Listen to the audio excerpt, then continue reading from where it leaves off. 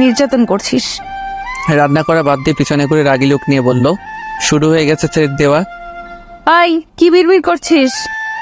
আবার পিছনে করে ওর কাজ করতে করতে বলল। আমি আর কিছু না বলে রোজার পিছনে গিয়ে ওর দুই কাঁধে হাত দিয়ে রেখেছি।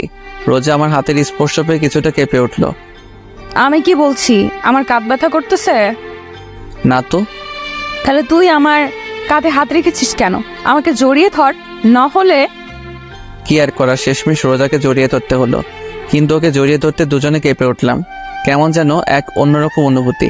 রোজা ওর কাজ না করে চুপচাপ দাঁড়িয়ে আছে, চোখ বন্ধ করে। আমার মোবাইলটা কোথায়? ও ওটা ওটা তো ভেঙে গিয়েছিল, তাই আমি ফেলে দিয়েছি। কি, তুমি আমার মোবাইল ফেলে দিয়েছো? ওটার মধ্যে আমার সিম কার্ড ছিল আর তুমি সেটা ফেলাই দিছো? আমি ওকে ছেড়ে দিয়ে বললাম, রোজা সত্যি করে বলো তো। হ্যাঁ, ফেলে দিয়েছি, কারণ ওটা একটা ভাঙা মোবাইল ছিল। তাই আর আমি কি জানতাম নাকি যে মোবাইলের ভেতরে সিম কার্ড ছিল? আমি কিছু না বলে রুমে চলে আসলাম। বিকেলে বেলকনিতে বসেছিলাম, এমন সময় নেহা আসলো। এসেই বলল, ওই ঘুরতে নিয়ে যাবি না? না গেলে হয় না? দেখ, তুই কিন্তু আমাকে কথা দিয়েছিস, এখন কথা মোতাবেক কাজ কর। আচ্ছা ঠিক আছে, তুই যা, আমি রেডি হয়ে আসছি। অল্প কিছু সময়ের মধ্যে রেডি হয়ে নিচে চলে আসলাম। নেহার জন্য অপেক্ষা করতে লাগলাম। হঠাৎ মাথায় একটা কথা আসলো। আজকে দুপুরের পর থেকে রোজা রুমে আসেনি আর ওর সাথে দেখাও হয়নি। হঠাৎ নেহা আমার সামনে এসে বলল, চল ভাইয়া, আমরা রেডি। আমরা মানে? আমি আর ভাবি। কিন্তু তুই তো বলেছিলি তুই একা যাবি। ওই খবরদার, মিথ্যা কথা বলবি না। আমি বলেছি ঘুরতে নিয়ে যেতে হবে, কিন্তু এটা বলিনি যে আমাকে নিয়ে যেতে হবে। আচ্ছা ঠিক আছে, তোর ভাবি কই? নেহা চোখ দিয়ে ইশারা করে সাইডে দেখতে বললো। আমি সাইডে তাকাতেই অবাক, কারণ রোজা একটা নীল রঙের শাড়ি পরেছে আর এই শাড়িতে ওকে অনেক সুন্দর লাগছে। ওর টানা টানা হরিণের মতো চোখে একটা দৃষ্টিতে তাকিয়ে থাকতে মন চাচ্ছে। রোজা আমাকে এইভাবে ওর দিকে তাকিয়ে থাকতে দেখে ও লজ্জায় লাল হয়ে গেল। আমার দুজনের অবস্থা দেখে নেহা বলল, ওই আজকে কি তোমরা যাইবা নাকি এখানে একজন আরেকজনের দিকে তাকায় থাকবা?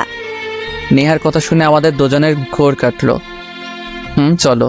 আমি গাড়ি ড্রাইভ করছি আর পিছনে রোজা আর নেহা কথা বলেই যাচ্ছে। থামার কোনো নামই নেই। ওদের কথা শুনে মন চাচ্ছে গাড়ি থেকে লাফ দিই। হঠাৎ নেহা বলল, ভাইয়া, ওই দোকানদারটার সামনে গাড়ি থামা। কেন? ফুচকা খাবো তাই। এখন কথা কম বলে গাড়ি থামা।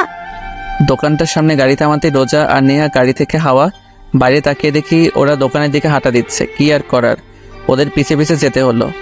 রোজা আর নেহা একপাশে বসলো আর আমি আরেক পাশে। কিছু সময়ের পর নেহা আর রোজা এমনভাবে ফুচকা খাওয়া শুরু করলো যে অনেক বছর পর ফুচকা দেখেছে। একটার পর একটা মুখের ভেতর ঢুকিয়ে চলেছে। হঠাৎ কোথা থেকে যেন একটা মেয়ে আমার পাশের সিটে বসে পড়লো। রোজা আর নেহা খাওয়ার মধ্যেই ব্যস্ত আর আমি ড্যাব ড্যাব করে মেয়েটার দিকে তাকিয়ে আছি। মেয়েটার গায়ের রং ফর্সা। মেয়েটা একটা কালো রঙের শাড়ি পরেছে, হাতে কালো চড়ি, কপালে কালো টিপ। মেয়েটাকে অনেক সুন্দর লাগছে। হঠাৎ মেয়েটা আমাকে বলল, আচ্ছা, আপনি কি সিঙ্গেল? আমি আপনাকে অনেক ভালোবেসে ফেলেছি। আমি রোজ